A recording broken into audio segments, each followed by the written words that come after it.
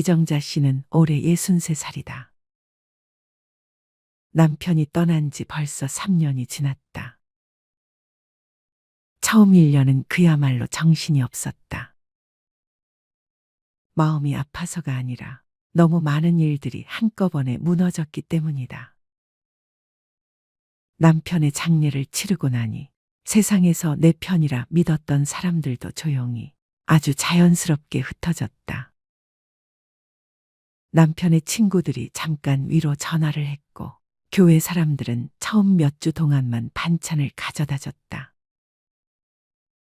그리고 시간이 조금 지나자 그 많던 위로와 관심은 그저 먼 이야기처럼 사라졌다. 정자 씨는 그때 처음 알았다. 인생에서 정말 남는 사람은 결국 아무도 없을 수도 있다는 걸. 남편이 살아있을 때 그녀의 삶은 언제나 누군가와 함께였다. 남편과 함께 장을 보고 친구들과 함께 여행을 가고 이웃과 함께 점심을 먹었다. 혼자 있는 시간은 어색했고 혼자 밥을 먹는 건 초라해 보였다. 하지만 남편이 떠나고 나서 그녀의 일상은 너무도 조용해졌다.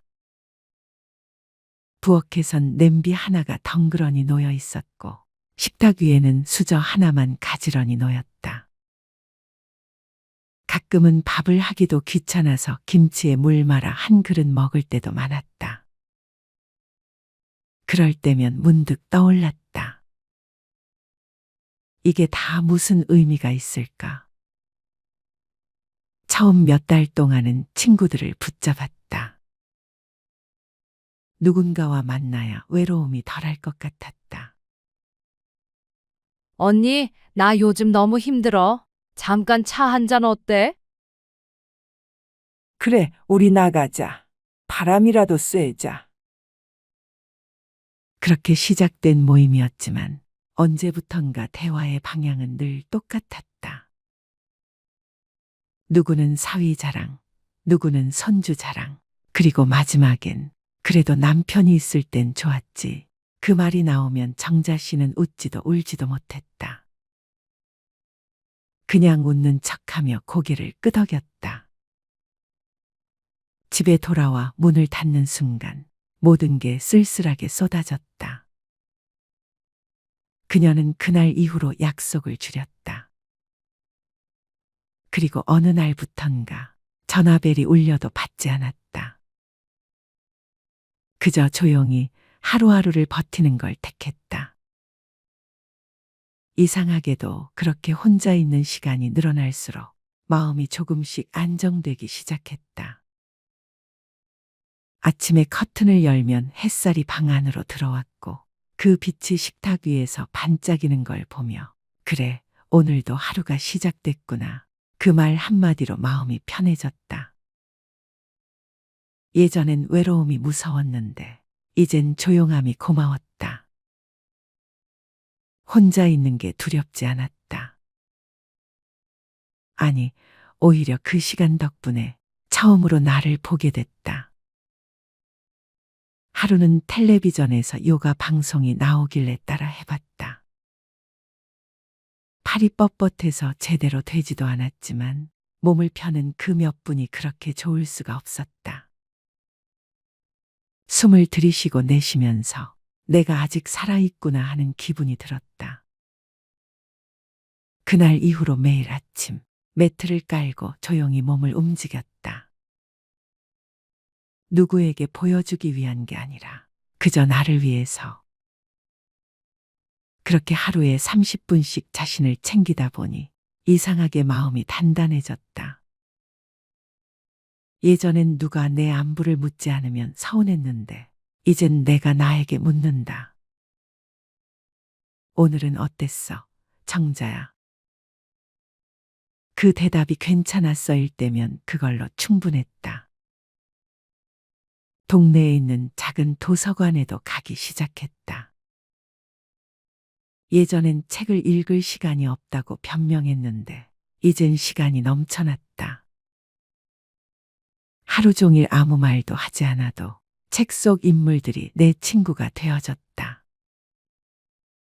그 속엔 세상 모든 이야기가 있었다. 사랑, 후회, 용서, 희망. 그리고 어느새 깨달았다. 사람이 아니라 이야기가 나를 살게 하는구나. 그날부터 정자 씨는 매일 일기를 썼다. 오늘 본 하늘의 색, 텃밭에서 익은 방울토마토의 향기, 카페에서 마신 커피 한 잔의 여운. 그 모든 게 소중하게 느껴졌다. 가끔은 옛 친구의 소식이 들려왔다. 누구 딸이 이민 갔대. 누구 남편이 아프대. 누구는 요즘 연락이 안 된대. 그 소식들이 들릴 때면 마음 한구석이 서늘했다. 다들 바쁘게 또 힘겹게 살아가고 있었다. 그제 알았다. 친구라는 것도 결국 삶의 시기에 따라 흘러가는 인연이란 걸. 젊었을 땐 그걸 몰랐다. 함께 있으면 영원할 줄 알았다. 하지만 인생은 그렇게 단단하지 않다. 누구든 떠나고 남은 사람은 다시 일어나야 한다. 3년이 지난 지금 정자 씨는 아주 다른 사람이 되었다. 이젠 혼자서 영화관에도 가고 혼자서 밥도 잘 먹는다. 누가 옆에 없다고 허전하지 않다. 오히려 혼자일 때 세상이 더 또렷하게 보인다. 봄이 오면 텃밭에 꽃을 심고 여름이면 시장에 가서 수박 한 통을 사온다. 가을에는 도서관 벤치에 앉아 노을을 보고 겨울이면 이불 속에서 라디오를 들으며 하루를 마무리한다. 그녀는 말한다. 이젠 혼자 있어도 괜찮아요. 혼자 있는 게 외로움이 아니라 나를 지키는 힘이 되었어요. 어쩌면 나이 든다는 건 사람을 잃는 게 아니라 자신을 되찾는 과정인지도 모른다. 젊을 땐 사랑받기 위해 애쓰고 관심받기 위해 웃었지만 이제는 그 모든 걸 내려놓고 나니 비로소 내가 나로 사는 삶이 시작됐다. 정자 씨는 요즘 거울을 보며 미소를 짓는다. 주름진 얼굴을 보며 그래, 여기까지 잘 왔네. 그 말을 스스로에게 건넨다. 남편이 떠나고 친구들이 멀어졌지만 이제 그녀는 두렵지 않다. 그 모든 상실이 결국 자신을 단단하게 만들었다는 걸 이제는 너무나 잘 알기 때문이다. 그녀는 매일 아침 창문을 연다. 바람이 얼굴에 닿는 그 순간 하루의 시작을 느낀다. 그리고 작은 목소리로 중얼거린다. 오늘도 잘 살아보자. 이젠 누구에게 인정받지 않아도 누구에게 사랑받지 않아도 괜찮다. 그녀에겐 자신이 있으니까. 나는 나와 친구하고 있어요. 혼자 살아도 외롭지 않아요. 이제야 진짜 나로 사는 법을 알았거든요. 그녀의 목소리엔 슬픔이 없었다. 그건 포기가 아니라 긴 시간 끝에 얻은 평화였다. 이제는 친구가 없어도 괜찮다. 사람이 줄어든 만큼 마음이 단단해졌고 대화가 줄어든 만큼 생각이 깊어졌다. 세상은 여전히 시끄럽지만 그 안에서 그녀는 조용히 그러나 당당하게 살아간다. 혼자 밥을 먹고 혼자 걷고 혼자 웃고 혼자 감사할 줄 아는 나이가 되었으니까. 그게 진짜 어른의 모습 아닐까. 그게 바로 이정자 씨가 찾아낸 혼자의 완성이었다. 여러분들은 지금 당장 편하게 연락할 수 있는 친구가 몇 명이나 있습니까? 막상 연락하려고 핸드폰을 꺼내 연락처를 찾아봐도 선뜻 연락할 수 있는 친구가 별로 없을 것입니다. 우리의 삶은 항상 외롭다는 느낌을 받습니다. 특히 나이가 들면서 인생의 시간이 흐를수록 더더욱 그렇게 느껴지는 법이죠. 나이가 들수록 주위의 사람들이 점점 사라집니다. 왕년에는 매일 같이 친구와 만나서 술 한 잔 기울이며 허심탄회하게 얘기하며 지냈는데 지금은 연락할 친구가 없어 외로운 적 많았을 겁니다. 나이가 들어갈수록 평생을 가까이서 함께 늙어갈 것 같던 친구도 멀어지고 그마저 있던 지인들도 각자의 삶을 향해 떠나갑니다. 새로운 친구들을 사귀기에는 더 힘들어집니다. 하지만 나이가 들수록 친구가 사라지는 것은 당연한 일입니다. 그럼에도 불구하고 어떤 분들은 자신만의 문제로만 느끼게 되어 걱정을 하며 자신감이 없어지기도 합니다.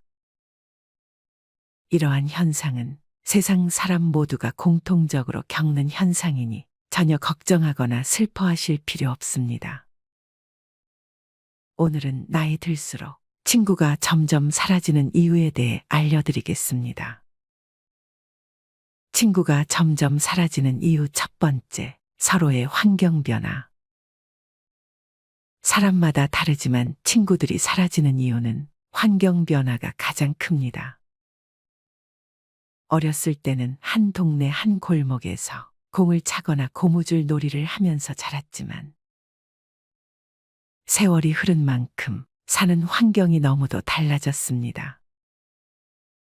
인생 전반전에는 다들 비슷한 환경 속에서 직장 생활을 하고 자식들을 키우면서 살지만 인생 후반전이 되면 서로의 환경이 극명하게 달라집니다. 친구들마다 사는 수준이 다르고 대화의 관심사가 다르고 걸어가는 길, 걸어온 길이 달라지면서 친구들과 공유할 수 있는 부분이 줄어듭니다. 이런 변화 속에서 평생 함께 할 것 같았던 친구들도 어느새 하나둘씩 정리가 됩니다. 또한 직장 생활을 하면서 알게 된 인연도 은퇴 후 나이가 들게 되면 일 때문에 사람을 만나야 할 이유가 사라지고 관심사나 취미도 줄어들게 됩니다. 그러다 보니 친구를 사귀어야 할 이유도 자주 만나야 할 이유도 없게 되는 것입니다. 이런 순리를 받아들이지 못하고 계속 만나던 친구라는 이유로 관계를 끊지 못하는 사람들이 있는데 이런 사람들은 괜히 자신의 마음만 다치기 쉽습니다. 현실을 받아들이고 순리에 맡기는 것이 인생 후반전을 현명하게 사는 방법입니다. 만나던 친구 하나쯤 사라진다고 인생이 크게 달라지지는 않습니다. 두 번째, 인생이 무한하지 않다는 것에 대한 깨달음. 인간은 나이가 들수록 대체로 50을 넘어가면 정서적 교감이 불확실한 인간 관계에는 더 이상 투자를 하지 않습니다. 자신의 인생이 유한하다는 것을 몸소 체감하게 되면서 사람을 만나는데도 가성비를 생각하게 되죠. 이러한 이유를 심리학적으로 설명하자면 사회 정서적 선택 이론 때문이라고 말합니다. 나이가 들수록 사회적 관심은 줄어들지 않지만 의욕이 떨어지고 사회 활동은 위축됩니다. 어릴 때는 친구가 많으면 많을수록 즐겁고 재밌었지만 나이가 들다 보면 친구가 꼭 많을수록 내 삶이 행복해지는 건 아니구나를 깨닫게 됩니다. 매일 같이 어울려 다닐 체력도 가지고 있지 않아 친구가 많은 것이 오히려 부담이 되기도 합니다. 위와 말씀드린 두 가지 이유뿐만이 아니더라도 나이가 들수록 친구는 자연스레 사라지게 됩니다. 왕년에 친구가 많았는데 나이 들어 연락할 친구를 찾아보니 누구에게 연락을 해야 할지 모르시겠죠.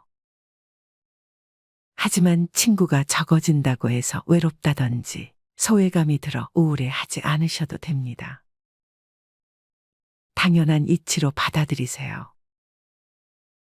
나이가 들면 들수록 친구가 적어지는 건 당연합니다.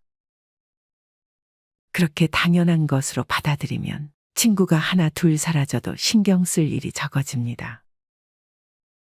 자연스럽게 나에게 신경을 더 쓰게 되고 나의 내면을 들여다볼 수 있는 시간이 많아지게 되니 긍정적으로 생각하세요. 독일의 철학자는 인간은 혼자 있을 때 가장 행복하다고 말했습니다. 진정한 행복은 우리의 내면에서 오며 우리의 행복을 위해 외부 요인에 의존해서는 안 됩니다. 나이 50이 넘어가면 혼자 있는 시간이 더 많아지고 혼자 있고 싶어 하는 사람들이 정말 많습니다. 이건 정말 정상적인 일입니다. 사람은 자유로움 속에 성장할 수 있는 삶을 위해 혼자만의 시간이 필요합니다. 잘 살고 행복하기 위해 혼자만의 시간을 즐겨야 합니다. 어수선한 집단에서 벗어나 혼자서 조용하게 자신의 내면을 깊게 들여다보며 사유하고 자신을 돌아볼 수 있는 시간적 여유를 갖게 되면 삶이 균형을 이뤄 행복감이 몰려올 것입니다. 혼자라는 것은 내면의 또 다른 나 자신과 대화하고 내 몸과 마음을 다른 각도에서 바라보는 시간입니다. 우리가 혼자 있는 시간을 외롭고 고독하게 느끼는 이유는 지금 소속된 집단, 즉 사회나 가족, 친구를 잃을 수 있다는 두려움 때문입니다. 우리는 소속 의존증이라는 본성을 지니고 있기 때문에 돈이나 물건을 잃는 것보다 소속에서 버려지는 것을 더 두려워합니다. 결국 소속 의존증을 극복하고 혼자 있는 시간을 즐길 수 있게 되면 인간관계에서 오는 스트레스에서 벗어나 밝고 상쾌한 나 자신을 만날 수 있습니다. 인생 후반전에는 우리 삶과 우선순위를 반성하는 시기이며 생각을 정리하는 시간이 필요합니다. 혼자 있는 시간이 꼭 외로움을 의미하는 것만은 아니며 오히려 이 시간을 잘 활용하면 과거에 몰랐던 나의 삶과 인생을 다시 살펴볼 수 있는 좋은 기회를 제공할 것입니다. 혼자만의 시간을 즐기는 순간 자신감과 자존감을 올라가게 될 것입니다. 물론 인생을 살다 보면 주변에 친구가 없다는 것에 슬픔을 느낄 때도 있을 겁니다. 하지만 이런 상황에서는 오히려 자신이 진짜 좋아하는 것은 무엇인지 스스로 생각해 보아야 합니다. 내가 진짜 좋아하는 취미는 무엇인지, 나는 무슨 음식을 좋아하는지 스스로에게 묻고 답해 보세요. 그렇게 답을 찾은 중년들 중에는 관심 있는 분야에 대해 즐거운 마음으로 공부를 합니다. 실제로 그렇게 유튜브도 시작하고 책도 출판하고 TV에 나오는 친구도 있습니다. 남들이 보는 시선에 얽매이지 않고 필요한 것 외에 욕심을 부리지 않는 것도 중요합니다. 이렇게 하면 후회할 일도 미련도 없어집니다. 더 이상 홀로 남는 것을 두려워하지 말고 혼자여도 행복한 나로 살아가야 합니다. 또한 혼자서도 잘 지내는 사람들은 스스로에 대해 잘 알고 마음에 여유가 있어 다른 사람을 배려할 줄 압니다. 그렇다면 과연 이들이 혼자서도 편안하고 안정감을 느끼는 비결은 무엇일까요? 마지막으로 혼자서도 잘 지내는 사람들의 4가지 특징과 그 이유에 대해 알려드리고 마치겠습니다. 첫 번째는 타인에게 의지하지 않는 것입니다. 옆에 누군가 있어야 마음이 편한 사람은 자기도 모르는 사이에 상대에게 의지하고 심지어 집착하는 경우도 있습니다. 관계가 틀어질까봐 부당한 일도 참고 넘기며 상대방의 기준에 맞춰 자신을 희생합니다. 이에 상대에 대한 불만이 쌓이고 상처받는 상황이 반복됩니다. 반면 친구 없이도 혼자 잘 사는 사람들은 스스로를 지지하고 스스로에게 만족합니다. 그래서 자신의 마음을 성숙하게 다스릴 줄 압니다. 자기 기준이 명확하고 상대가 선을 넘는 경우에도 굳이 참고 희생하지 않습니다. 어떤 문제가 생겨도 스스로 해결할 힘을 갖고 있기 때문에 아쉬울 것이 없습니다. 스스로 이겨내고 해결책을 찾다 보면 생각보다 별것 아니었다는 것을 알게 되고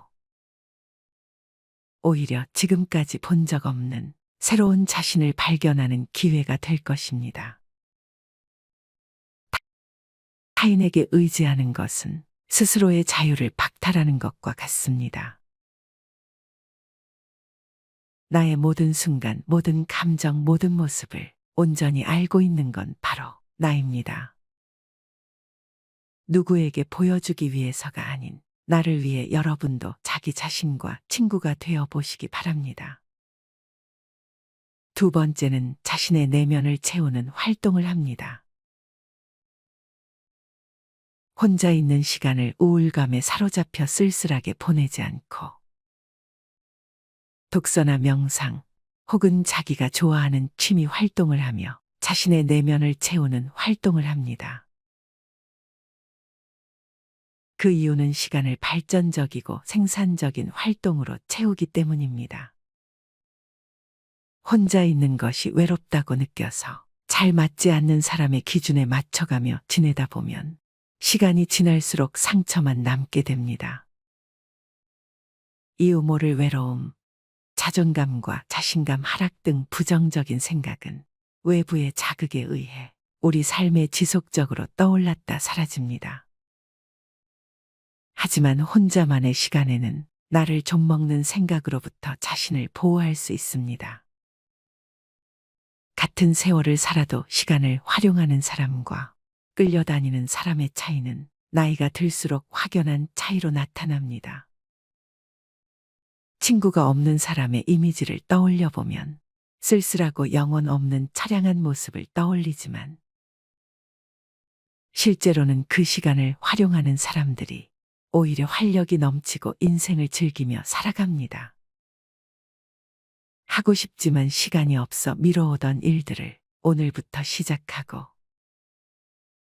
나의 가치관과 취향을 발전시키고 시간의 농도를 깊이 있게 활용해 보시기 바랍니다.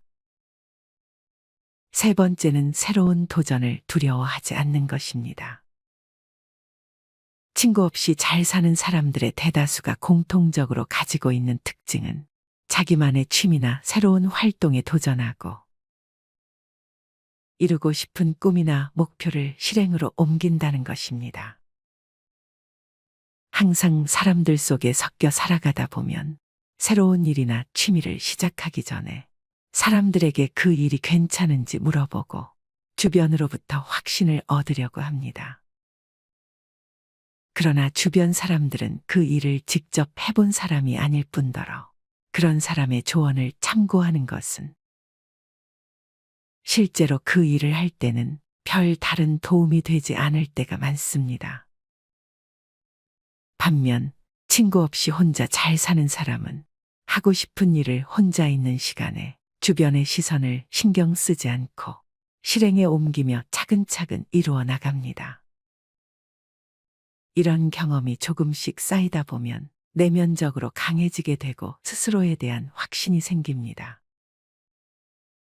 새로운 일을 시작할 때 누구나 설레기도 하지만 두려움도 있기 마련입니다. 다만 스스로의 힘이 강한 사람은 자신의 내면에서 확신을 얻기 때문에 타인의 말에 휘둘리지 않고 우직하게 밀고 나갈 수 있습니다. 일에 대한 성취감은 오로지 나의 몫이고 그에 대한 책임도 나의 몫입니다. 누군가 나를 진심으로 위하고 있는지 고민하기보다 항상 스스로를 진심으로 위하고 있는 자신을 믿어보시기 바랍니다. 네 번째는 모두에게 사랑받을 필요가 없다는 걸 알고 있습니다. 혼자서도 잘 지내는 사람은 타인의 평가에 민감하게 반응하지 않습니다. 타인의 평가가 맞는 말이라면 겸허히 받아들입니다. 이유 없이 자신을 비난하는 말이라면 신경 쓰지 않고 넘길 줄 압니다. 사람은 아무런 이유도 없이 누군가를 싫어하기도 하지만 아무런 이유도 없이 누군가를 좋아하기도 합니다. 사람들은 나를 모르고 싫어하는 것처럼 나의 진짜를 모르고 좋아하는 것도 있습니다. 퉁쳐 사람은 누구나 완벽하지 않습니다. 좋은 점이 있으면 나쁜 점도 있습니다. 혼자서도 잘 지내는 사람은 누구보다 자신의 강점과 약점을 잘 알고 있습니다.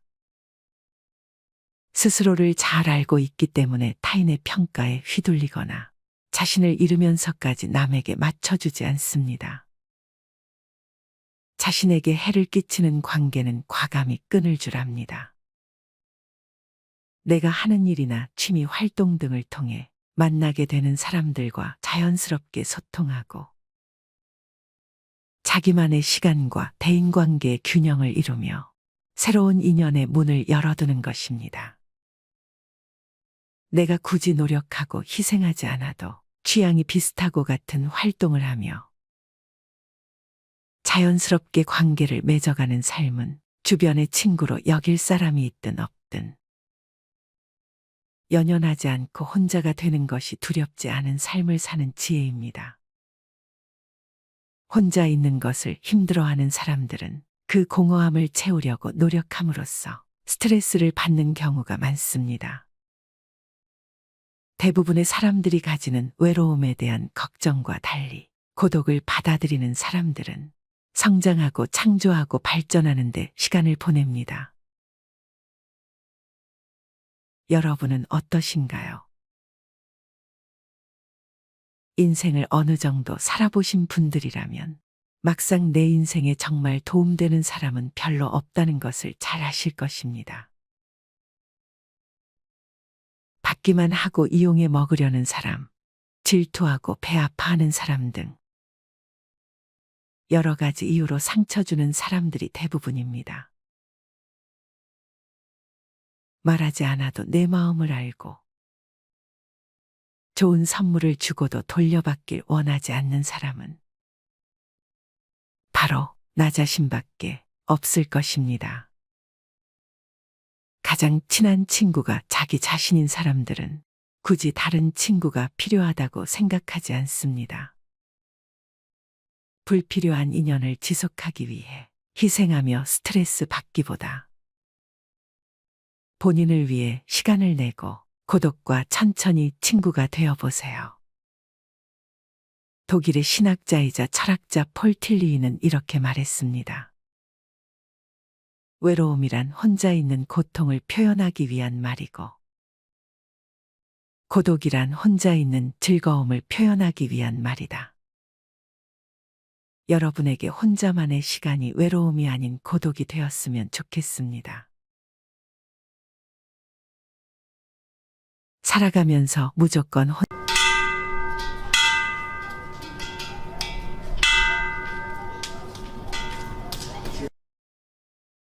나이가 들면 외모는 중요하지 않고 마음이 중요하다는 말 많이 들어보셨을 겁니다.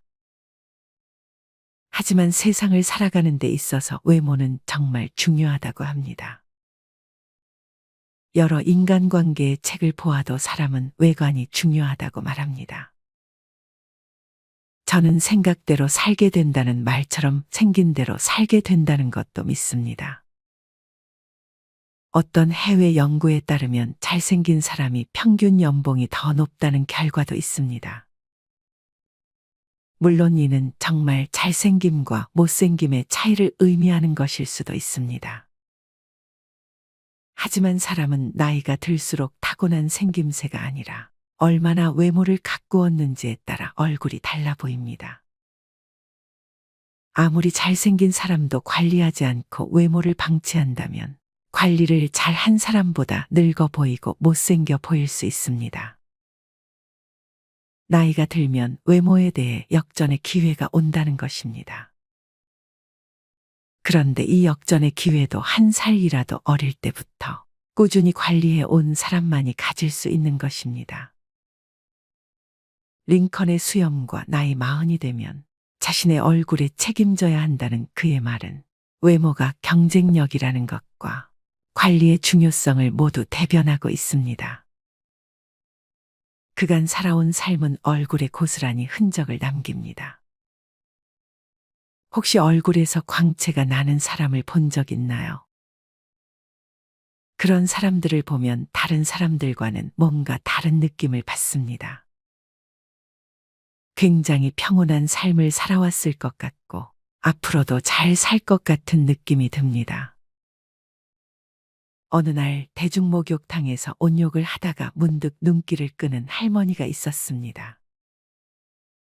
처음 보는 얼굴인데도 온화하고 인자함이 얼굴 가득 드러나 있어 저 할머니 참으로 기품 있게 늙으셨구나 하는 생각을 하며 주위 다른 분들의 얼굴도 살펴보게 되었습니다. 불만을 가득 품은 듯한 얼굴, 욕심이 많아 보이는 얼굴, 피부는 곱고 주름이 별로 없지만 왠지 차갑게 보이는 얼굴 등 미모의 차이를 떠나 눈에 들어오는 할머니들의 얼굴은 다르게 보여졌습니다. 인상학을 배운 적도 없고 관심도 없지만 나이를 먹으면 성격이 얼굴에 보이고 나이 40이 되면 자기 얼굴에 책임을 져야 한다고 했듯 70 넘은 사람들의 얼굴에는 자연스럽게 풍기는 각각의 이미지가 있었습니다. 우스갯소리로 여자 나이 50이면 미모의 평준화가 이뤄진다지만 주위에는 몸 관리를 하고 성형이나 화장 등으로 외모를 가꾸기에 따라 10살 전후로 나이차가 있어 보이기도 합니다. 하지만 살아온 삶의 흔적은 감출 수가 없습니다. 언행이나 생각에 따라 사람의 모습이 변하기 때문입니다. 얼굴은 생각 굴 모양이라고 합니다. 많이 배우고 적게 배우고의 그런 의미가 아닙니다. 목욕탕에서 특별히 좋은 인상으로 내 눈을 끌게 한 할머니도 학식이 풍부해서 그런 얼굴을 만들어낸 것은 아닐 것입니다. 심보가 고와야 건강하고 몸에 배어온 습관이 얼굴에 고스란히 남는다고 합니다. 평소 남을 배려하고 긍정적인 생각을 갖고 후덕한 마음을 지니고 살아가면 삶의 흔적이 얼굴에 남을 것입니다. 내 나이 70이 지나서 그 누군가 목욕탕에서 나를 훔쳐보며 참 욕심 안 부리고 편안하게 늙은 얼굴이구나 하는 생각을 할 수 있었으면 좋겠습니다. 이게 뭐가 그렇게 문제인가 싶겠지만 인생에 많은 우는 사람과 함께 들어온다고 합니다. 외모는 상대방의 인상을 평가하는 중요한 단서가 되기 때문에 개성적이고 매력적인 이미지를 연출하기 위해 의복이나 헤어스타일의 변화를 통해 이미지 변신을 꾀하고자 합니다. 대부분의 여성들은 외모에 대한 관심이 높은데 여성들은 스트레스가 커질수록 화장을 더욱 자주 하는 것으로 알려져 있습니다. 여성들은 외모에 대한 관심이 높을수록 다양한 외모 관리 행동으로 이상적인 외모를 유지하기 위해 노력하며 여성들의 자존감과 외모 관리 행동은 매우 밀접한 관계가 있습니다. 여러 장애를 극복하고 여성 노인들이 자신감을 회복하는 데 있어서 외모가 중요한 역할을 하며 외모를 아름답게 관리하는 것이 정신적인 스트레스를 해소하고 우울을 예방하며 자신감을 갖게 한다고 합니다. 여성이 외모에 대하여 관심을 갖는 것은 거의 필수적이며 여성 노인들도 신체를 단정하고 아름답게 하기 위하여 미용에 대한 관심이 어느 정도 필요합니다.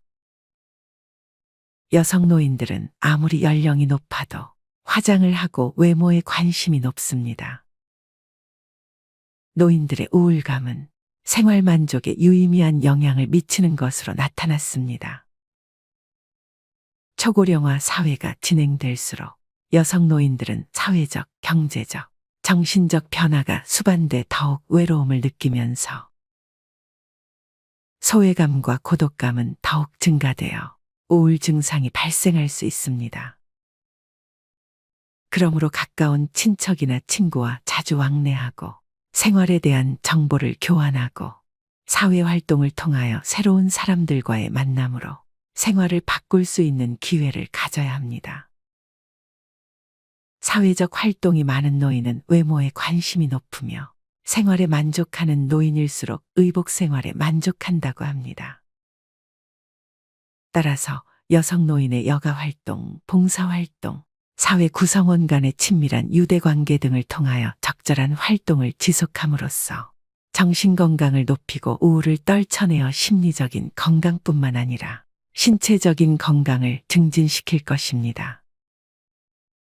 그러므로 나이가 들수록 노인 여성들은 보다 세심한 외모 관리, 헤어 관리 및 의복 착용을 통하여 감소된 여성 노인의 자신감을 회복시키고 바람직한 인상 형성을 통하여 우울을 완화시킬 수 있을 것으로 사료됩니다. 또한 여성 노인들의 활동을 증가시키고 개발시켜주는 방법이 필요하며 이를 통해 심리적 만족을 증진시킬 수 있습니다. 노후의 생활 만족을 얻기 위해서 기존의 사회적 역할을 대신할 수 있는 새로운 역할을 찾아야 하며 이러한 활동은 자연스럽게 외모에 관심을 갖게 될 것이며 우울을 감소할 것으로 사료됩니다. 여성 노인들의 외모 관심은 우울에 직접적인 영향력을 미치지만 생활 만족의 매개 요인을 통해서 우울을 약화시킬 수 있다는 것을 유추해 볼 수 있습니다. 여성 노인들의 이미지를 표현하고 변화시키고자 하는 외모 관심에 부응하고 정신건강 증진을 위하여 사회적 지지를 유발할 수 있는 미용복지를 비롯한 다양한 외모 변화와 관련한 교육 프로그램을 개발하여 여성 노인들의 우울 예방에 활용되어야 합니다. 비단 연예인만 외모를 가꾸는 시대가 아닙니다. 그리고 외모를 가꾸는데 대단한 투자를 할 필요도 없습니다. 외모를 가꾸려면 풀 메이크업을 하고 비싼 옷치장을 하고 숨 넘어가는 다이어트를 해야 한다고 생각하지만 큰 착각입니다. 최소한 매일 세안잘하고 스킨 로션 크림 잘 챙겨 바르고 외출 시 선크림만 잘 발라도 세월이 흐르면 그렇지 않은 사람과 엄청난 차이가 납니다. 버스 한 정거장 먼저 내려서 걷는 것도 엘리베이터 대신 계단을 이용하는 것도 운동입니다.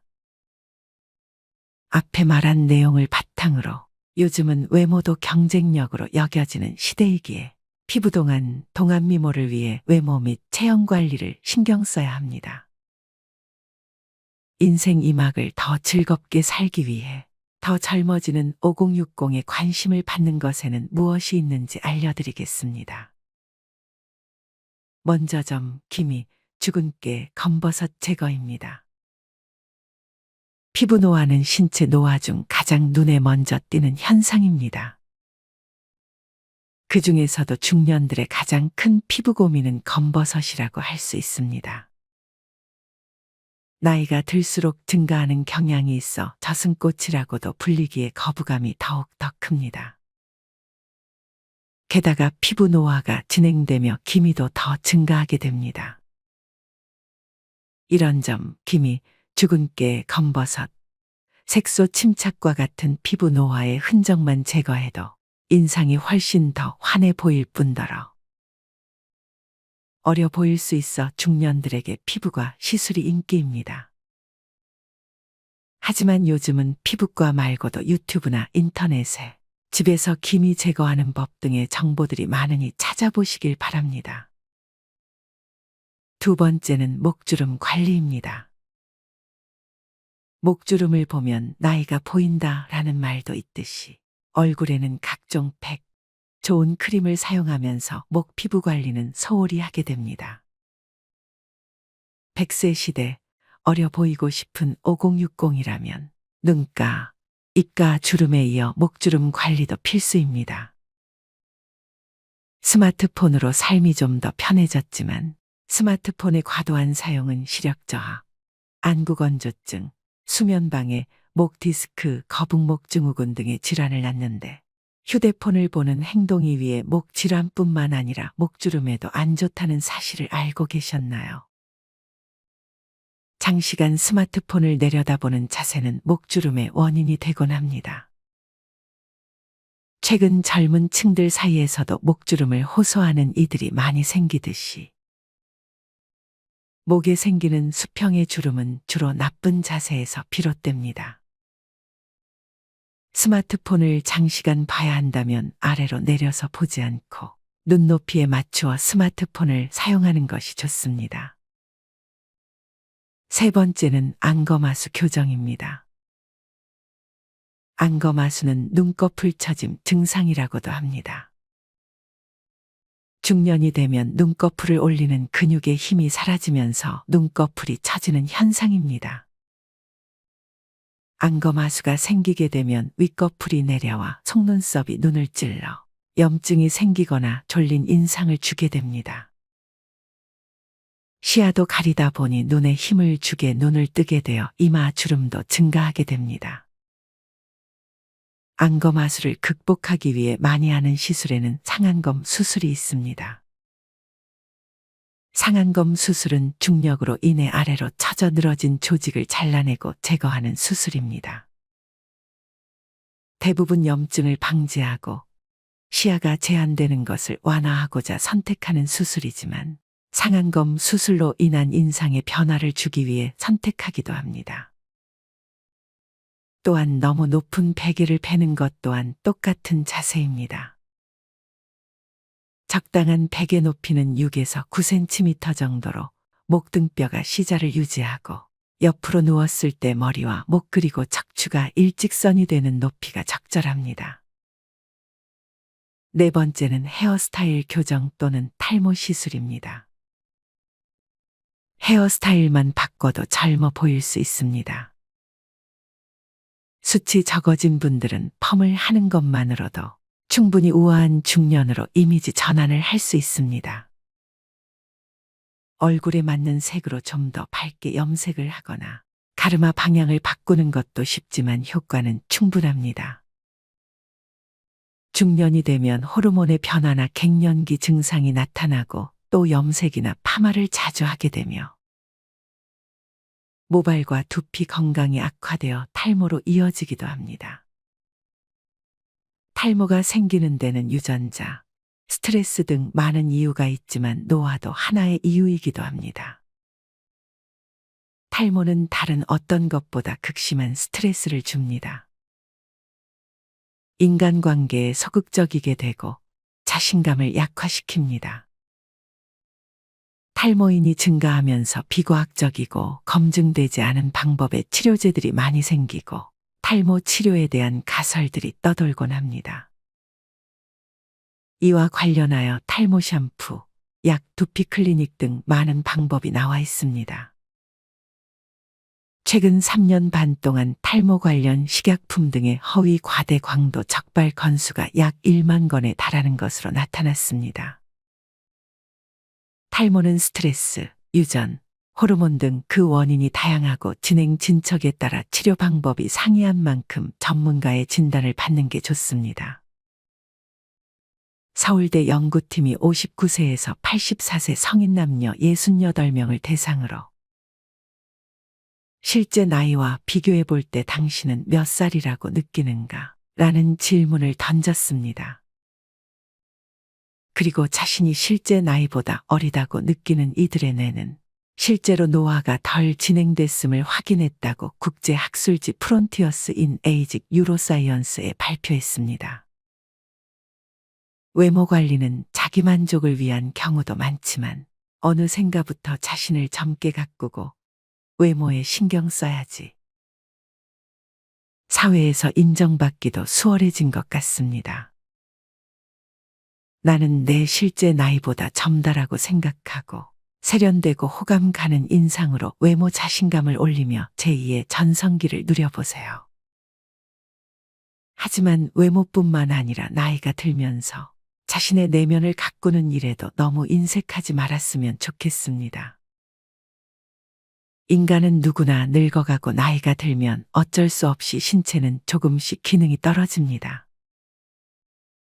젊은 시절 뽐내던 싱그러운 외모도 흰머리와 주름투성이 얼굴로 변합니다. 우리는 점점 더 오래 살게 되었고 그럴수록 더욱 길어진 노년의 날들을 보내게 되었습니다. 당연한 말인데도 누가 나이 들어 보인다고 한마디 하면 풀이 죽고 갑자기 자신감이 떨어집니다. 그래서 열심히 피부를 가꾸고 젊어 보이기 위해 유행하는 패션을 쫓아가죠. 젊은이들이 하는 취미도 무리해서 배웁니다. 그러나 늙음은 막을 수가 없고 시간이 갈수록 자존감만 떨어질 뿐입니다. 9988이라고 99세까지 팔팔하게 살자고 구호를 외치지만 나이가 들면서 노화 현상은 계속 진행됩니다. 다들 매일매일 늙음을 한탄하며 남은 여생을 보내고 싶지는 않을 겁니다. 점점 노화되어가는 신체를 가지고 어떻게 하면 지혜로우면서도 아름답게 나이 들어갈 수 있을까요? 오늘은 나이 들어 아름답게 늙어가는 법에 대해 알려드리겠습니다. 첫 번째, 유연하게 사고하고 옹곶집을 부리지 않는다.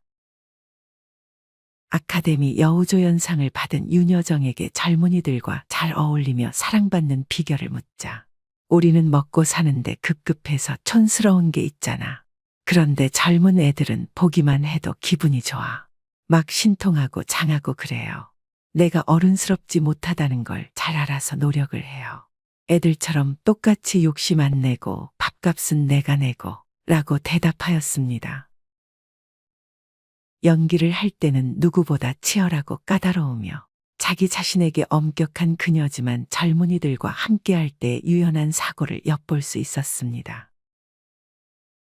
두 번째, 나이에 맞게 신체 상태를 인정하고 몸을 가꿔라. 몸의 기능이 떨어졌는데도 이것을 인정하지 않고 기력이 왕성하던 때의 활동을 유지하려고 고집하는 사람들이 있습니다. 노년기에 자신의 신체 능력보다 의욕이 앞섰을 때 부상이나 질병이 발생하기 쉽습니다. 노년의 몸은 노화되는 상태에 맞는 속도로 보행을 하며 절전 모드 상태처럼 에너지를 유지해 두어야 합니다.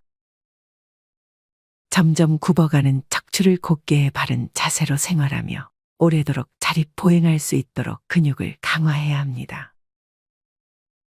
한근태 작가는 고수의 몸 이야기에서 젊어서는 식스팩과 같은 멋진 몸을 갖는 것이 목표일 수 있지만 나이 들어서는 몸의 자유와 독립이 운동의 목적이어야 한다. 남의 힘을 빌리지 않고 혼자 힘으로 생활할 수 있어야 한다. 누구나 원하는 것을 하며 자유롭게 살다 가기를 바란다. 하지만 이는 근육 운동을 열심히 해 반듯한 자세를 갖고 자유롭게 걸을 수 있는 사람에게만 주어지는 권리이다. 라고 말했습니다. 과도한 영양 섭취로 체중이 늘지 않도록 주의해야 합니다. 자립을 위한 버팀목인 관절을 해치는 주범이 비만이기 때문입니다. 나이 든다는 것의 상징인 흰머리와 탈모, 주름진 피부를 수치스럽게 생각하지 않습니다. 염색과 눈 화장도 눈의 피로를 가져오면 그만두어야 합니다. 시력과 청력은 노화의 과정에서 행복 유지를 위한 아주 중요한 요소로 잘 보호해야 합니다. 세 번째, 호기심으로 새로운 문물을 익힐 것을 두려워하지 말라. 나이가 들었다고 호기심이 사라지는 것은 아닙니다. 다만 새로운 것이 나타났을 때 노인의 심리는 전에 경험해보지 못했던 것에 대한 두려움이 있습니다. 실패했을 때의 두려움을 회피하기 위해 아예 시도해보지도 않는 경우가 많습니다. 우리의 뇌는 끊임없이 기억을 되살리고 새로운 자극을 주었을 때 노화되지 않습니다. 노인의 지혜는 일찍이 보지 못했던 상황을 해결하기 위해 과거의 경험을 활용하는 데 필요한 것입니다. 디지털 시대의 IT에 용기 내 접근한다면 뇌 건강관리뿐 아니라 젊은 세대들과의 소통도 쉽게 이루어질 수 있어 일석이조의 효과를 얻습니다. 네 번째, 유머로 스트레스를 없애고 웃는 얼굴로 사람들과 어울린다. 오드리 헵번의 웃는 얼굴을 떠올려 보세요. 상상만으로도 몸 안의 스트레스가 싹 빠져나가는 느낌이 들지 않나요? 살아온 세월이 길고 경험이 많을수록 웃을 일이 줄어듭니다. 중년 이후의 남자들 중에는 매사에 진지하게 살아온 습관이 몸에 배어 입꼬리 한번 올리기 어려워하는 사람도 많습니다. 이때 필요한 것이 유머입니다. 타고난 유머 감각이 없으면 오늘의 유머에서 채집을 해서라도 시도해 봤으면 합니다. 처음엔 어색하지만 그 어색함조차도 다른 사람과 어울릴 수 있는 분위기 조성의 기회로 활용할 수 있습니다. 다섯 번째, 청결한 몸과 친절한 매너를 지닌다. 지하철에서 후줄근한 옷차림으로 허리를 구부리고 앉은 노인 곁에는 젊은이들이 가지 않습니다. 노인의 몸에서 나는 냄새가 싫어서라고 합니다. 나이를 먹을수록 후각은 쇠퇴하는데 노인에게는 씻는 것 자체가 체력적으로 상당히 부담스러운 노동으로 변합니다. 늘 청결을 유지하기 위해 애써야 합니다. 매너 있는 태도가 몸에 배도록 노력해서 주위에 민폐를 끼치지 않도록 하는 것이 좋습니다. 영화 인턴에서 로버트 드니로가 맡은 주인공 벤은 매일 출근할 때 깔끔한 정장에 넥타이를 단정하게 매고 사무실에 나타납니다. 시니어로서 친절한 매너를 보임으로써 함께 일하는 젊은 친구들의 신뢰와 호감을 얻게 됩니다. 노인의 얼굴은 주름지고 머리는 백발이 되지만 주름진 뇌에 축적된 평생의 경험으로 노화의 과정을 지혜롭게 맞이하면 좋겠습니다. 외모의 아름다움도 젊은 시절의 기준과 달라질 수 있음을 우리는 아프리카의 아이들과 웃는 그녀의 얼굴에서 이미 확인할 수 있습니다. 오드리 헵번이 죽기 전에 자식들에게 들려주었다는 시의 일부분을 읽어보겠습니다. 아름다운 입술을 갖고 싶으면 친절한 말을 하라. 사랑스런 눈을 갖고 싶으면 사람들에게서 좋은 점을 보아라. 날씬한 몸매를 갖고 싶으면 너의 음식을 배고픈 사람과 나누어라. 아름다운 머리카락을 갖고 싶으면 하루에 한 번 어린아이가 손가락으로 너의 머리를 쓰다듬게 하라.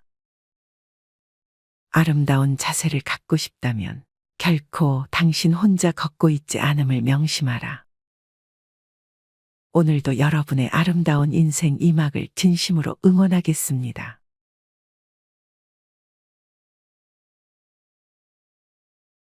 마지막으로 좋은 글 하나 소개해 드리겠습니다.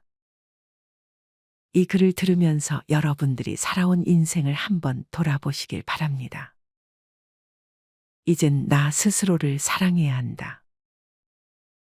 우리는 이 세상에 올 때 혼자였다. 갈 때도 동반자가 있을 리가 없다.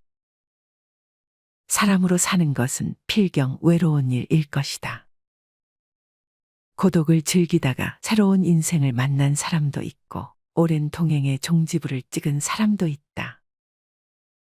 내 삶의 가치는 결코 타인에 의해, 타인이 만들어 놓은 상황에 의해 매겨지는 것이 아니다. 내가 나를 어떻게 바라보느냐, 내가 내 삶을 어떻게 살아가느냐에 따라 달라질 것이다. 우리는 다른 이들과 함께 있을 때 맡겨진 대역을 충실하게 연기한다. 늘 정해진 각본대로 따라하는 훈련이 자신의 진정한 모습을 잃어버리게 만든다. 당연히 스스로를 솔직하게 대면하지 못하는 사람이 생기기도 하고, 자기 자신을 평가하고 투자하는 데 철저히 인색했다. 혼자인 사람은 가장 자유로운 사람이다. 그러나 사람들은 자신의 배역에 익숙해져 있는 터라 이런 자유를 마주하게 되면 오히려 충격에 빠진다.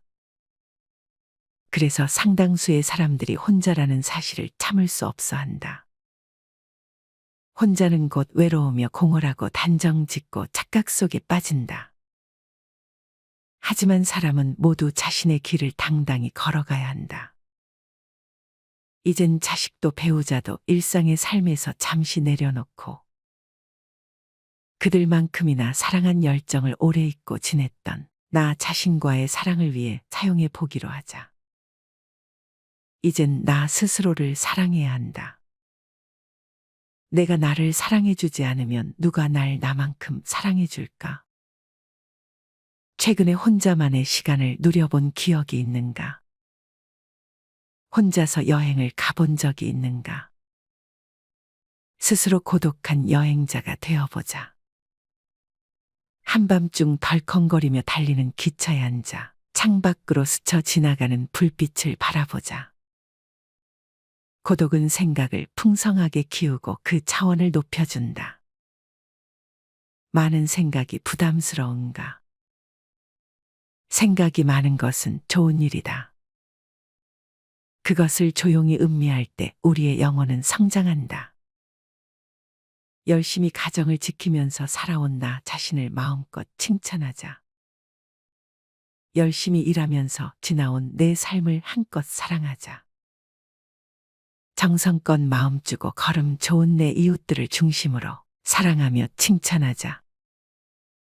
이젠 이만하면 쉴 자격 충분하니 더 이상 달려가지 못하더라도 달래고 추스릴 시간을 주자. 수고했다. 애썼다. 육신이 너덜너덜해질 만큼 약해진 나 자신에게 위로와 칭찬과 용기를 보내주자. 욕심부리고 때를 쓰고 푼 나 자신조차 따스하게 보듬으며 이해해주자. 잠시 거울 속에 내 얼굴을 정면으로 쳐다보자.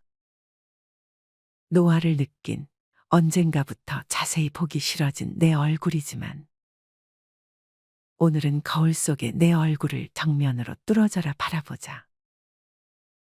10년 전, 20년 전, 30년 전 사진의 내 얼굴을 생각하며 구석구석 찬찬히 현재의 내 모습을 바라보자. 저렇게 늙어가는구나. 나는 우울하고 안쓰러운 마음이 들 것이다. 그 얼굴에는 굴곡의 세월과 기쁨, 서러움의 시간이 묻어 있고 사랑과 이별과 망각의 시간들이 묻어 있다. 내 얼굴이지만 수많은 세월 동안 진지한 대화 한 번 없이 남의 물건처럼 방치해둔 내 모습이다.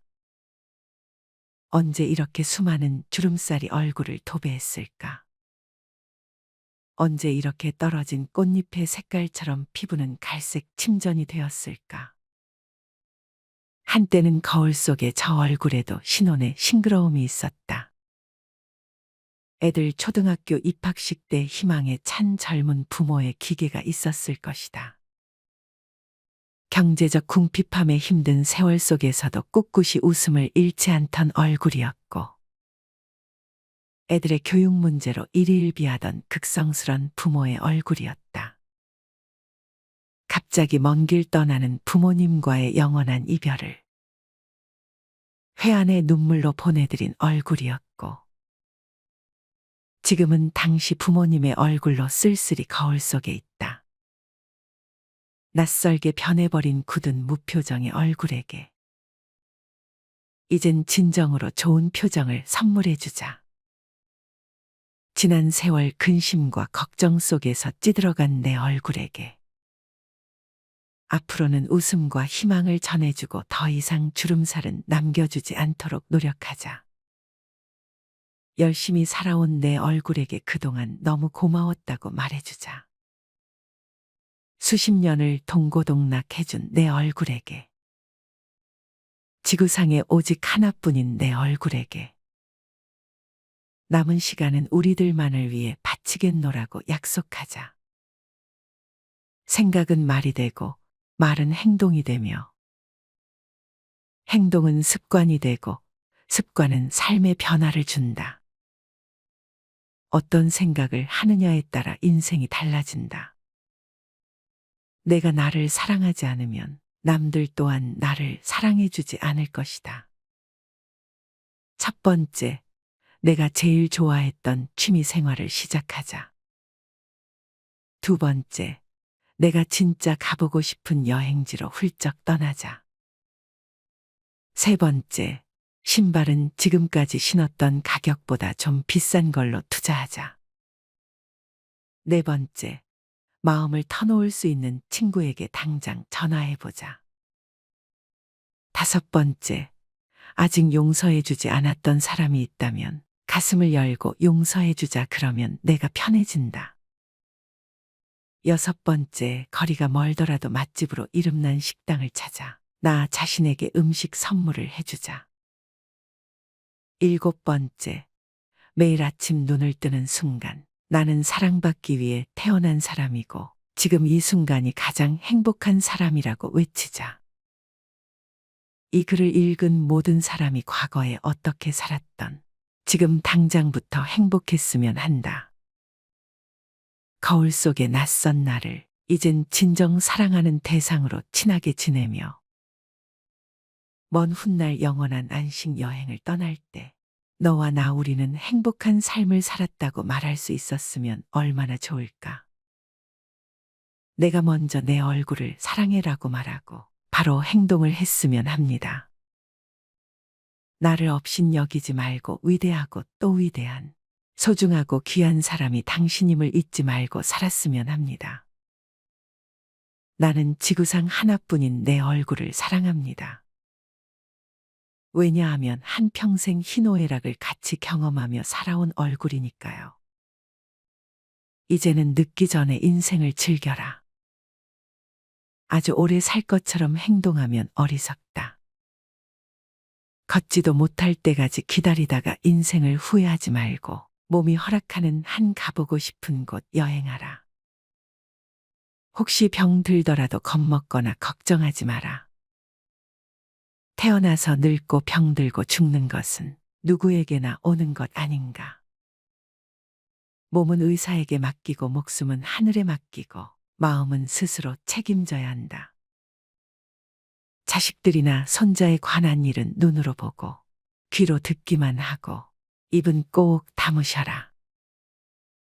자신이 자신을 최고로 여기고 자신을 대접하며 살다가 생로병사에 순응하며 살자. 머물듯 가는 것이 세월인 것을.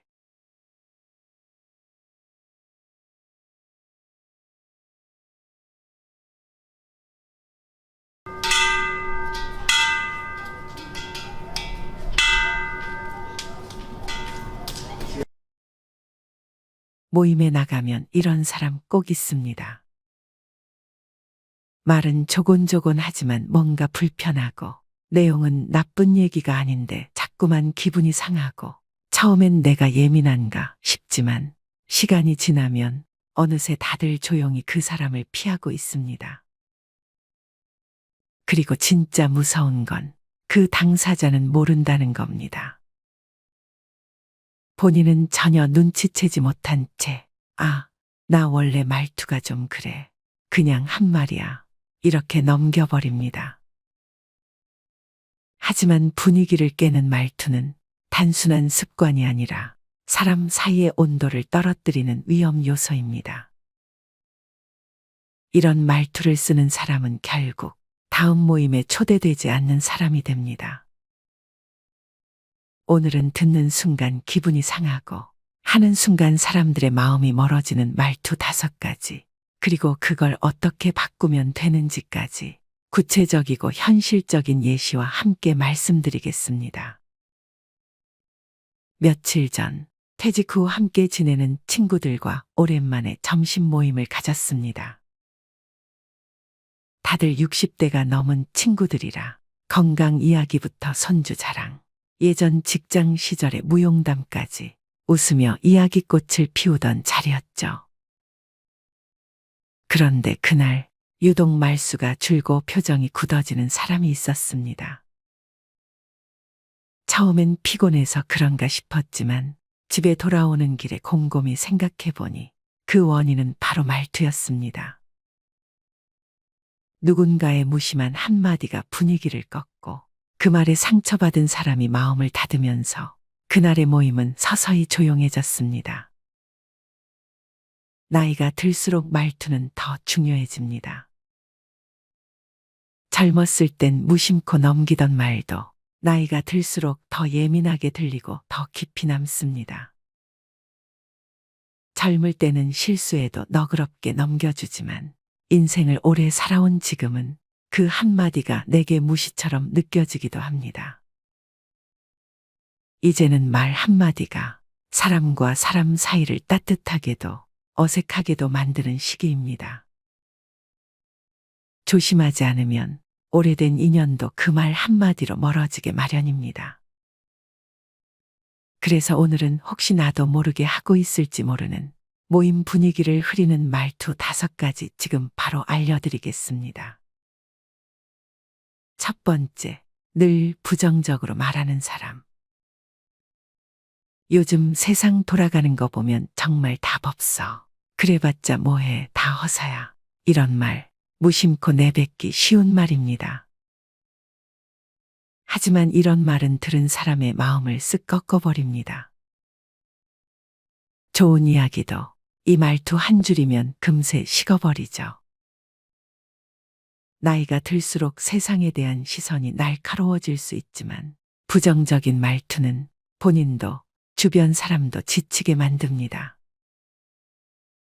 부정 대신 공감과 따뜻한 위로 한마디면 충분합니다. 그래도 그동안 참 잘 버텨왔네. 그렇게 이야기 들으니까 내가 다 대견하네. 같은 말이 오히려 더 깊이 남습니다. 아무리 세상이 각박해도 따뜻한 말 한마디는 우리의 모임을 밝히는 촛불이 될 수 있습니다. 두 번째, 자기 얘기만 하는 사람. 그건 나도 겪었어. 내가 예전에 말이야. 대화를 나누다 보면 누군가의 이야기에 내 경험을 덧붙이고 싶을 때가 많습니다. 하지만 조심해야 합니다. 남 얘기는 듣지 않고 내 이야기만 계속하는 순간 상대는 말할 의욕을 잃어버립니다. 60대 이후의 대화는 특히 경청이 핵심입니다. 나누는 이야기보다 들어주는 태도가 더 큰 위로가 됩니다.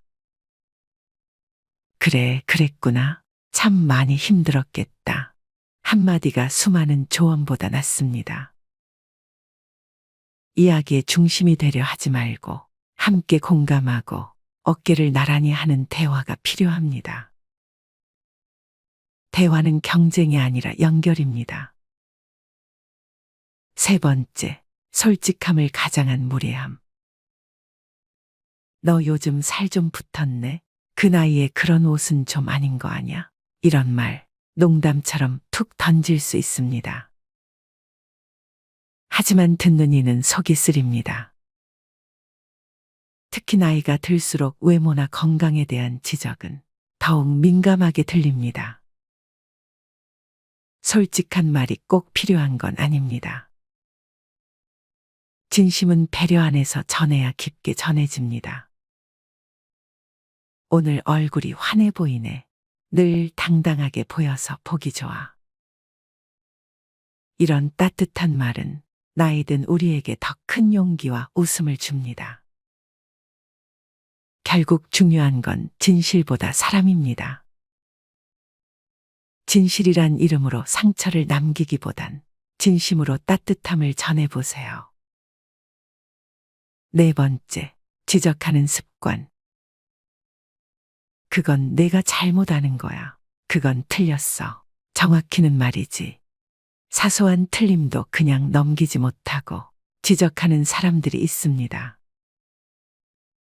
물론 정확한 정보도 중요하지만 때로는 그보다 중요한 것이 분위기입니다. 대화는 승부가 아닙니다. 틀렸더라도 웃고 넘길 수 있는 여유, 상대의 입장을 먼저 생각하는 배려가 대화의 품격을 높입니다. 내가 듣기엔 조금 다르게 들었는데 혹시 이런 얘기도 들어봤어? 이렇게 말만 바꿔도 듣는 사람은 기분이 다릅니다. 모임은 정답을 겨루는 자리가 아니라 서로의 이야기를 존중하는 시간입니다. 5번째, 불평이 습관인 사람. 요즘 세상 참 각박하지 않아? 몸이 여기저기 성한 데가 없어. 살맛이 안 나. 살다 보면 누구나 힘든 일이 있고 나이가 들수록 여기저기 불편한 데가 생깁니다. 하지만 만나자마자 불만을 쏟아놓는다면 듣는 이도 지치고 말죠. 물론 속내를 나누는 건 중요하지만 그 안에 감사와 유머 한 방울을 곁들이면 훨씬 더 따뜻해집니다. 그래도 이렇게 얼굴 보고 웃을 수 있는 게 얼마나 다행이야. 허리 아픈 건 나도 마찬가지야. 우리 다 같이 병원 단체 예약이라도 해야겠네. 이런 말은 힘든 이야기 속에서도 웃음을 만들어냅니다. 어쩌면 우리가 나누는 가장 깊은 위로는 그 안에 담긴 가벼운 농담일지도 모릅니다. 그렇다면 어떻게 말해야 할까요? 말을 예쁘게 한다는 건 꾸며내거나 가식적으로 말하라는 뜻이 아닙니다. 오히려 솔직함 속에도 따뜻함을 담는 법을 익히는 것입니다. 몇 가지 구체적인 방법을 소개합니다. 첫 번째, 먼저 들어주세요. 말 잘하는 사람보다 잘 들어주는 사람이 더 오래 기억에 남습니다.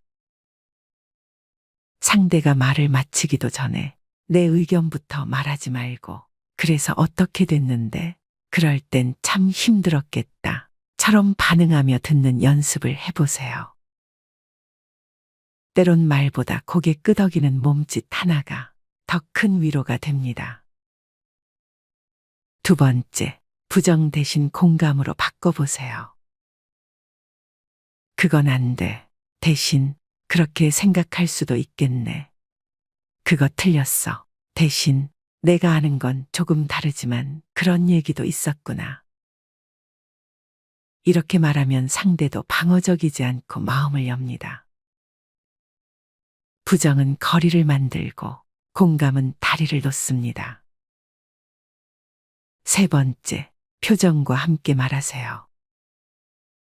아무리 좋은 말도 퉁명스럽게 하면 의미가 반감됩니다. 눈을 마주치고 미소를 지으며 천천히 말해보세요. 나이가 들수록 말보다 얼굴이 먼저 말해주는 경우가 많습니다. 부드러운 말투와 온화한 표정이 만나면 그 자체로 좋은 기운이 됩니다. 네 번째, 감사의 말을 아끼지 마세요. 당신 덕분에 오늘 하루가 따뜻했어요. 이야기 나눠줘서 참 고마워요. 작은 감사의 말이 사람을 감동시킵니다. 어른의 말은 무게가 있기 때문에 짧은 한마디도 오래 기억됩니다. 특히 60대 이후의 대화에서는 이 감사 한마디가 관계를 더욱 단단히 묶어줍니다. 다섯 번째, 이야기를 나누는 것이 아니라 마음을 나눈다고 생각하세요. 내 말이 상대의 하루를 밝히는 등불이 될 수 있습니다. 괜찮아. 우리는 지금도 충분히 잘 살고 있어. 같은 따뜻한 말은 때로는 병원약보다 더 큰 힘을 가질 수 있습니다. 말은 기술이 아니라 온기입니다. 말은 나이를 먹을수록 품격을 드러냅니다. 모임에서 반짝이는 사람은 목소리가 큰 사람이 아니라 조용히 따뜻한 말을 건넬 줄 아는 사람입니다. 그런 사람 곁에는 언제나 사람들이 다시 모이고 싶어 하게 됩니다. 그리고 한 가지 더, 말투를 바꾼다는 건 단지 예의 바른 사람이 되겠다는 다짐이 아닙니다. 그것은 곧 내가 소중하게 여기는 사람들과 더 오래, 더 따뜻하게 지내고 싶다는 표현입니다. 나의 말 한마디가 누군가에겐 하루치 위로가 될 수도 있고 오랜 외로움을 덜어줄 수 있다는 걸 잊지 마세요. 말은 결국 사람입니다. 말을 바꾸면 사람이 바뀝니다. 나이가 들수록 말은 곧 그 사람의 인생이 됩니다. 오늘 내가 나눈 말이 누군가의 하루를 환하게 밝혀주는 등불이 되길 바랍니다. 마지막으로 특히 퇴직 후 나이가 들면서 절대 가면 안 되는 모임들에 대해 이야기해 보려 합니다. 나이 들수록 사람 모이는 곳이 두렵습니다. 다른 생각을 가진 사람들 틈바구니에서 서로의 눈치를 조율하며 상처받지 않고 자신을 지켜간다는 것이 얼마나 고된 일인지 깨닫고 있기 때문입니다. 저도 모임이 한 세, 네 개 정도가 있습니다. 그중 하나는 처음에는 그저 맘 편한 사람들끼리 얼굴이나 보자던 모임이었습니다. 가끔 모여서 사는 이야기 나누고 속에 담은 이야기 풀어내며 팍팍한 인생 사정이나 느껴보자는 단순한 생각이었습니다. 마음 맞는 아줌마들 몇이 모였고 어디에도 하소연하지 못했던 애끓는 속풀이를 서로 내놓기 시작했습니다. 소가리를 섞어내는 자리에 수다 떠는 맛이 보태지면서 사람 수가 불어났습니다. 너댓이 대여섯이 되고 그게 또 아홉이 되고 열을 넘어가면서 모임은 제법 덩치가 커져갔습니다. 오래지 않아 13명이 되었습니다. 회장이랄 것도 없었고 회비랄 것도 없었죠. 모이는 숫자대로 n분의 1하여 밥값을 쪼개내면 그만이었고 어쩌다 좋은 일이 있거나 자랑할 일이 생긴 사람이 차 한 잔씩 돌리면 그만이었습니다. 그랬던 모임이 덩치가 불어나면서 야유회나 연극 관람처럼 같이 하는 일이 도모되었습니다. 할 일이 늘어나니 회장과 총무는 물론 돈도 필요했습니다. 결국 회비란 걸 걷기 시작했습니다. 그런데 모임이 모양새를 갖춰갈수록 뒷말이 많아졌습니다.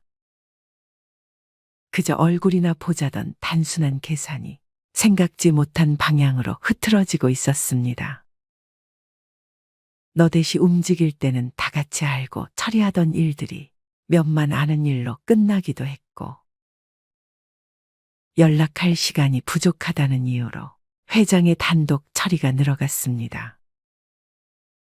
상황은 오해를 거듭하며 갈등이 눈덩이처럼 불어나면서 결국 서너씩 갈라져 수근거림이 늘어갔습니다. 모임은 여전히 존재하지만 예전의 모임이 아닙니다. 맘 편한 사람들끼리 얼굴이나 보자던 즐거운 모임은 불편한 모임이 되어 모임이 아니라 흩어짐이 되고 말았습니다.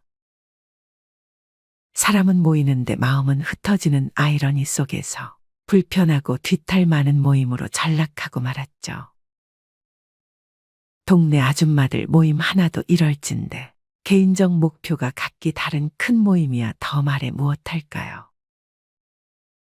서로의 진실 공방으로 산통이 깨지기도 합니다. 어떤 모임이든 만나자마자 급속도로 친해지는 것은 조금 경계해야 할 필요가 있습니다. 나태주 시인의 오래 보아야 예쁘다. 너도 그렇다. 라는 시처럼 사람들과의 관계는 시간을 두고 조금 오래 보는 것이 좋습니다. 좋은 면만 보여주기에도 바쁜 시간이기에 처음엔 서로를 진솔하게 꺼내 보여줄 시간이 없습니다. 그러다 누구나 그렇듯 관계가 지속되다 보면 자신도 모르게 상대방에게 실수를 하고 맙니다. 젊었을 때도 사람 보는 눈이 있다고는 생각하지 않았지만 나이가 먹는다고 해서 사람 보는 눈이 길러지는 것도 아니었습니다. 어떤 모임은 만나자마자 서로에 대한 칭찬을 늘어놓기 바쁩니다. 반면에 어떤 모임은 팩트만 이야기해 준다며 서로에 대한 험담만 늘어놓기 바빴습니다. 사람을 만나고 대화하는 것이 좋았지만 어떨 때는 기빨리고 도망치듯 나온 모임도 많았습니다. 내가 나가고 있는 모임에 자존감, 도둑이 있는지 살펴보세요. 그들은 다양한 가면을 쓰고 다양한 말로 나의 자존감을 도둑질해 갑니다. 나의 모자란 자존감을 누군가를 만나서 채워야 한다는 강박을 버린다면 더 이상 자존감 도둑들의 표적이 되지 않을 수 있습니다. 나에 있는 그대로의 모습을 사랑해주는 사람들이 있는 곳으로 갑시다. 굳이 내가 그 사람들에게 맞추기 위해 변하려고 애쓰지 말고 힘들게 노력하지 않아도 나를 좋아해주고 응원해주는 사람들이 있는 모임에 참여하세요. 먼저 절대 가면 안 되는 모임 첫 번째는 서로 시기 질투하는 모임입니다. 이연복 셰프가 한 TV 프로그램에서 자신의 친구 관계에 대해 이야기한 적이 있습니다. 이 셰프에게는 30년 가까이 만나온 친구 모임이 있었습니다. 이 셰프가 유명해지고 난 후 친구 모임에서 2차를 갔을 때 이 차는 누가 돈을 내냐? 라는 말이 나왔습니다. 이 셰프는 이 차는 자기가 내겠다고 했는데 그 말을 듣고 한 친구가 왜 내가 이 차를 쏘느냐 며 멱살을 잡았다고 합니다. 결국 싸움이 났고 그 후 이 셰프는 모임에 나가지 않는다고 했습니다. 오랜 친구 모임이 2차 회식비를 내느냐 마느냐 문제로 깨지고 만 것입니다. 하지만 2차 회식비를 누가 내느냐가 진짜 원인은 아닙니다. 이 셰프가 유명해진 것에 대한 시기, 질투가 진짜 문제였습니다. 친구 모임에서 왜 내가 돈을 다 내느냐고 따지는 건 그 사람에게 시기나 질투, 콤플렉스가 있다는 방증입니다.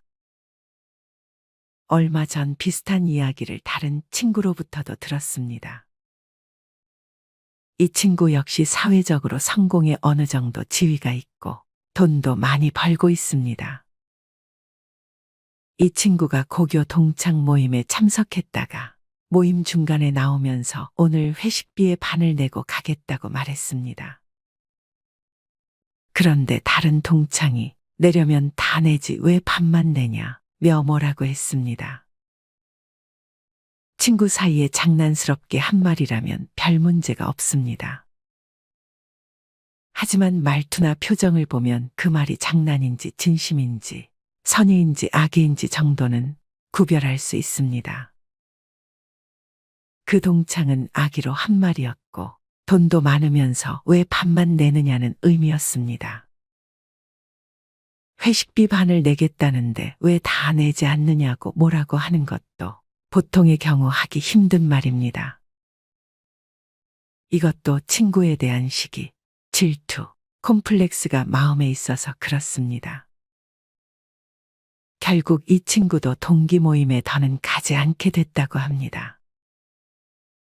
회식비를 반 낸다 해도 문제고 다 낸다 해도 문제입니다. 그럼 n분의 1로 나눠내면 문제가 없을까? 그것도 아닙니다. 성공의 돈도 벌었는데 친구들에게 한턱을 내지 않는 쫀쫀하고 야박하며 베풀 줄 모르는 이기적인 친구가 돼버립니다. 이런 사람들은 욕을 피할 수 있는 방법이 없습니다. 뭘 해도 비난받습니다. 그래서 결국 성공한 사람은 모임에 더는 나가지 않게 됩니다. 모임에 나가지 않는다고 욕을 안 먹는 건 아닙니다.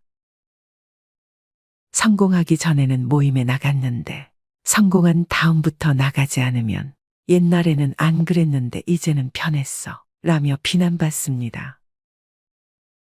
결국 뭘 해도 욕을 먹습니다. 모든 친구가 다 이렇게 시기 질투의 감정으로 성공한 사람, 돈을 많이 번 사람을 비난하는 건 아닙니다. 시기 질투의 감정으로 말을 내뱉는 이는 소수입니다. 하지만 10명 중 1명 정도는 그럽니다. 비록 한 명이지만 그 한 명이 모임에서 이런 말을 하면 그 다음부터는 모임에 나가기가 두렵습니다. 그런 친구가 한 명이라도 있으면 그 모임에 더는 나갈 수가 없습니다. 소위 성공한 후 모임에 나가지 못하는 사람이 이 셰프만은 아닙니다. 정말 많은 사람이 사회적으로 명성과 부를 얻은 후 과거 인연이 끊기고 맙니다. 밥값을 누가 내느냐, 얼마나 내느냐의 문제로 인간관계가 꼬인다는 건 참 우스운 일입니다. 그런데 친구 관계, 지인과 관계에서는 이게 참 중요합니다. 만나서 이야기만 하고 헤어지면 웬만한 경우가 아닌 한 사이가 틀어질 일이 없습니다. 하지만 만나서 이야기하다 보면 필연적으로 차값, 밥값, 술값 등을 지출해야 합니다. 이걸 어떻게 누가 부담하느냐에 따라 친구 관계가 영향을 받습니다. 어쨌든 이런 문제로 성공한 사람, 돈을 번 사람은 자신의 옛 모습을 잘 아는 친구들, 즉 자기가 잘 나가기 전, 성공하기 전부터 알고 지낸 친구들 모임에 나가기가 힘듭니다. 업무와 관계없이 순수한 인간관계를 이어나갈 수 있는 좋은 모임이라 해도 소위 성공했다는 사람은 나가기가 어렵습니다. 성공한 후 사람이 변해서 모임에 나가지 않는 게 아닙니다. 모임에서 상처를 받아 다음부터는 안 나가게 된다는 게 좀 더 정확한 답입니다. 두 번째, 술로 시작해서 술로 끝나는 모임. 매년 이맘때가 되면 이어지는 송년회 모임에 걱정부터 하고 나서는 사람들이 많을 것입니다. 오늘은 얼마나 마시게 될까? 빠지면 안 되는 모임인데라는 걱정과 함께 오랜만에 보게 될 반가운 사람들 생각에 조금은 들뜨기도 합니다. 송년회는 지난 한 해를 뒤돌아보고 잘 정리하는 자리입니다. 하지만 안타깝게도 일부 잘못된 음주 문화가 좋은 뜻을 그르치고 있습니다. 언제부턴가 술과 함께하는 흥청망청 송년회 문화가 자리 잡은 것입니다. 모임 중 술이 만땅이 돼야 적성이 풀리는 친구들이 꼭 있습니다. 그래서 술을 많이 먹고 한 소리하고 과거에 이랬니 저랬니 누구는 돈이 많니 사회는 어떠니 이러면서 온갖 불평만 다 하고 또 옆에 있는 사람들한테 시비 걸고 술 먹고 넘어지고 이런 걸 보면 같은 모임에 있는 회원들이 정말 힘듭니다. 그리고 남는 게 없어요. 뒤돌아서면 서로 흉보기가 바쁘고 굳이 이런 모임을 가야 되겠나 싶은 생각이 듭니다. 이런 모임은 가능하면 절대 참석하지 마세요. 예전처럼 부어라, 마셔라식의 술로 시작해서 술로 끝나는 송년회가 아니라 구성원 및 가족들과 함께하는 의미 있는 시간을 만들어 나감으로써 새로운 송년회 문화를 정착시켜 나가야 합니다. 1, 2차로 이어지는 왜곡된 음주 문화, 술에 취해 지난 한 해를 잊어버리자는 막가파식 송년회 문화에 대한 개선이 절실히 필요합니다. 모임을 아예 나가지 말라는 게 아닙니다. 어떤 모임이든 장단점을 가지고 있습니다.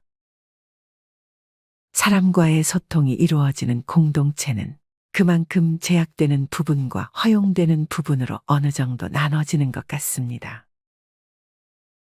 하지만 그 범주를 벗어나 도드라지거나 흐트러뜨릴 경우 부딪힘은 따라옵니다.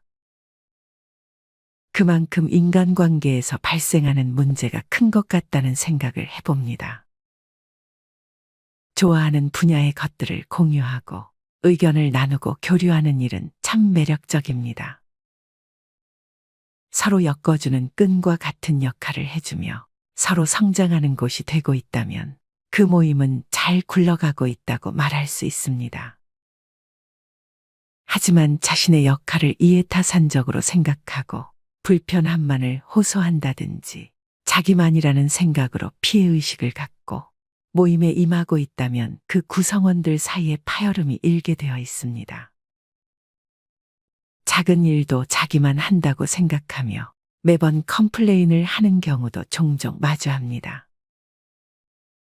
항상 그런 부류들은 팀 분위기를 흐려놓기도 하고 팀워크를 깨뜨리는 계기가 되기도 합니다.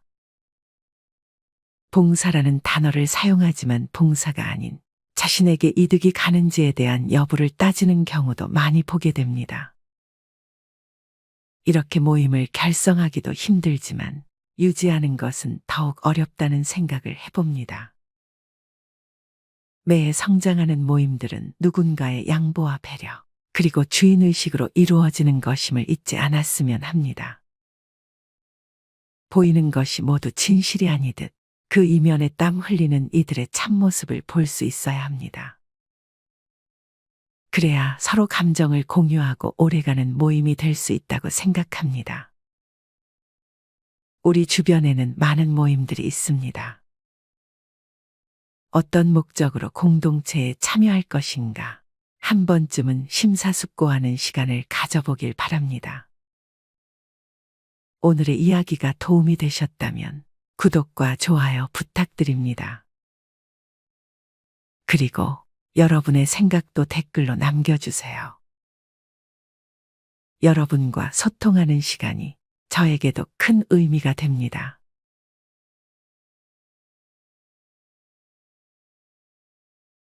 마지막으로 좋은 글 하나 소개해 드리겠습니다.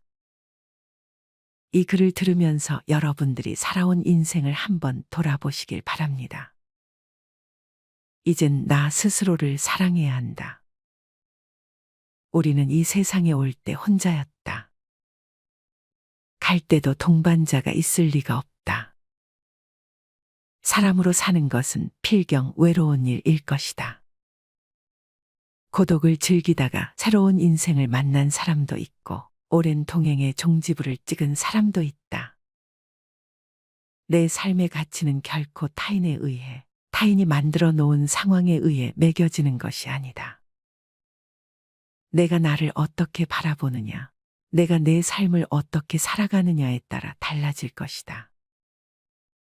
우리는 다른 이들과 함께 있을 때 맡겨진 대역을 충실하게 연기한다.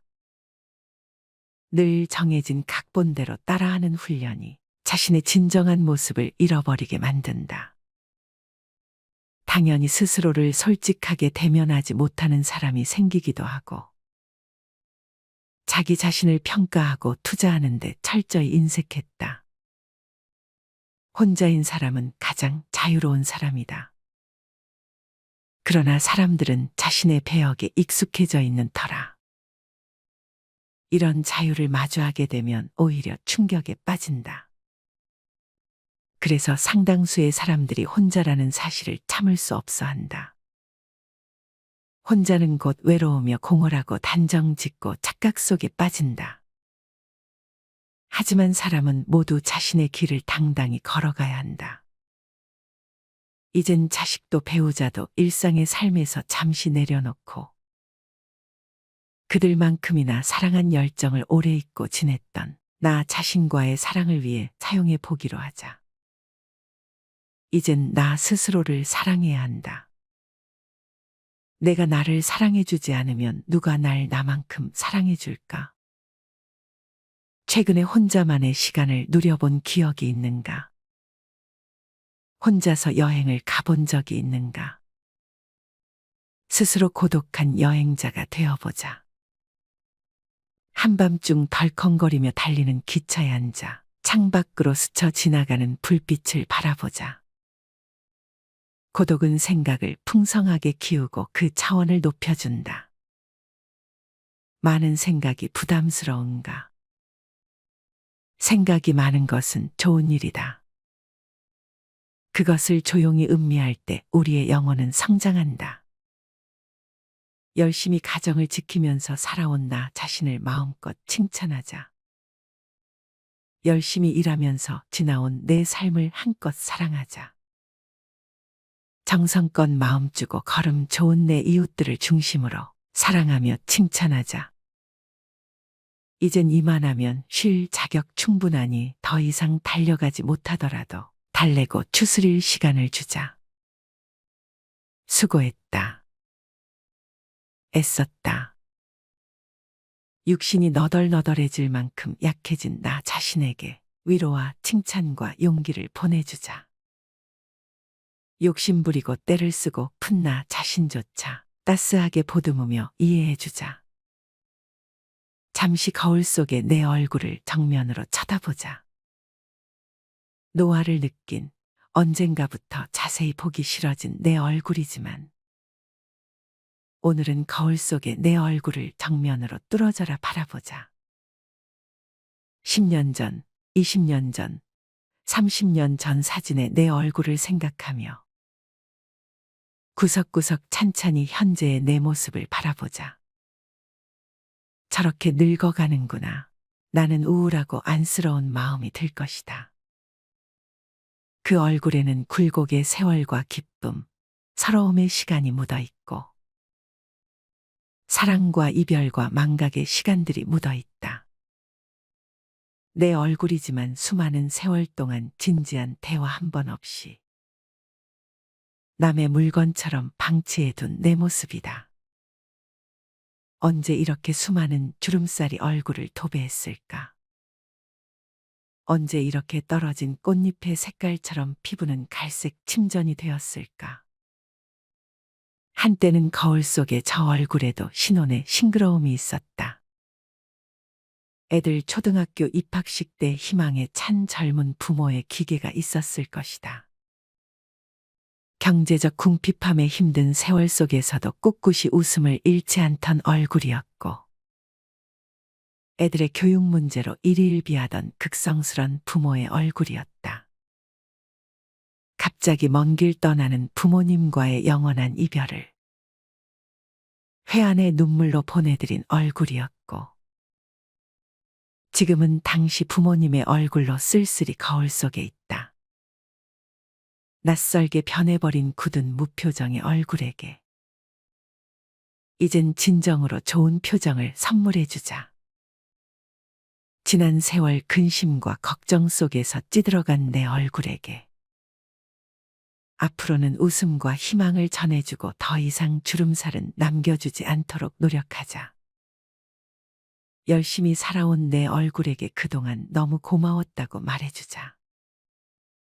수십 년을 동고동락해준 내 얼굴에게 지구상에 오직 하나뿐인 내 얼굴에게 남은 시간은 우리들만을 위해 바치겠노라고 약속하자.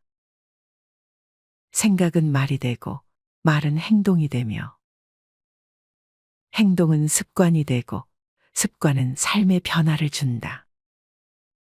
어떤 생각을 하느냐에 따라 인생이 달라진다. 내가 나를 사랑하지 않으면 남들 또한 나를 사랑해주지 않을 것이다. 첫 번째, 내가 제일 좋아했던 취미 생활을 시작하자. 두 번째, 내가 진짜 가보고 싶은 여행지로 훌쩍 떠나자. 세 번째, 신발은 지금까지 신었던 가격보다 좀 비싼 걸로 투자하자. 네 번째, 마음을 터놓을 수 있는 친구에게 당장 전화해보자.